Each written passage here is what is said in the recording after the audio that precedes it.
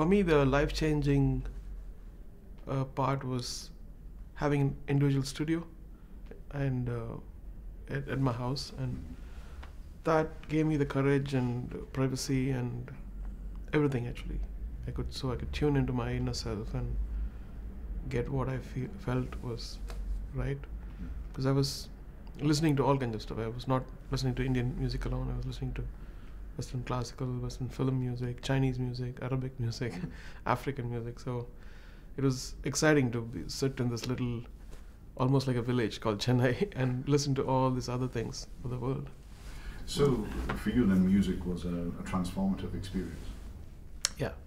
I think initially it was more, I had to leave school to continue with music, because my mom kind of told that schooling won't be good enough for us, because we need to earn money for the family and all this stuff. So I had to set up equipments, I had to play, do all those things.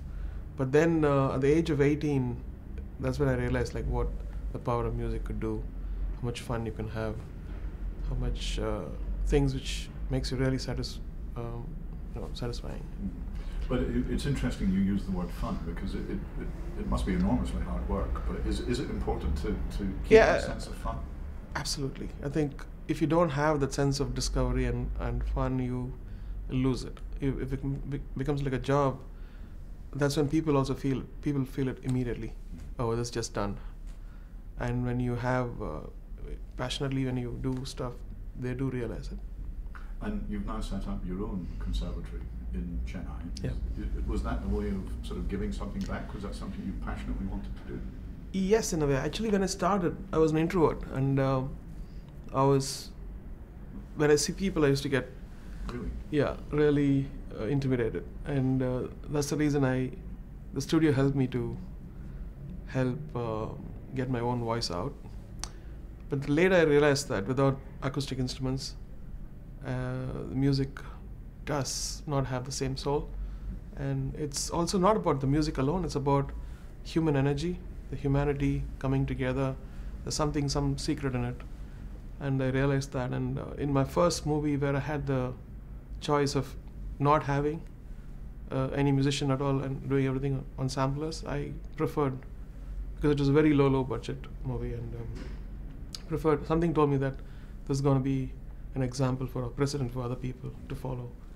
So I used a lot of strings and brass and acoustic instruments in it. And do you feel now that with your success, you're an inspiration to other young people in Chennai and other parts of India?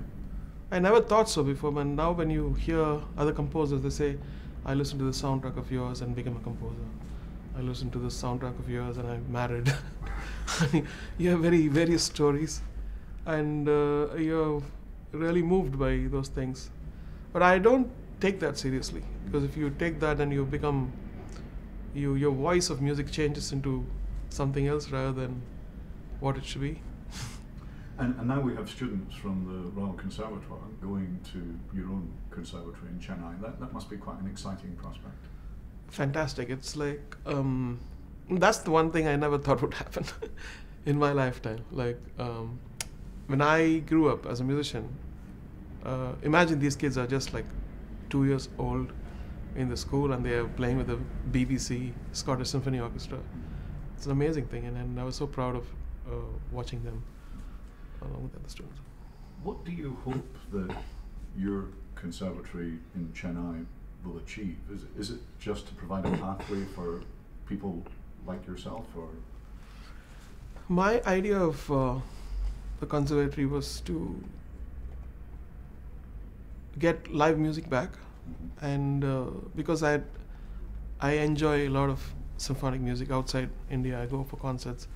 I worked in Broadway, West End, and then you see we have like 1.3 billion people out in India, and there's no nurturing of music, of Western classical music. Indian music, of course, they sing amazingly well. That's one, and then also realize that middle-class rich kids want some other profession. They're forced to take some other profession, even though they learn music. They go off into becoming lawyers or doctors and stuff. So the only way to keep the commitment in music for me was, especially strings, where people get paid very lesser than a keyboard player or a programmer or a producer, is to take underprivileged kids and make them into great musicians.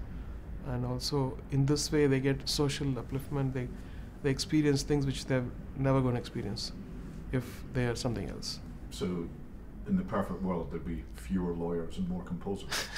Yeah.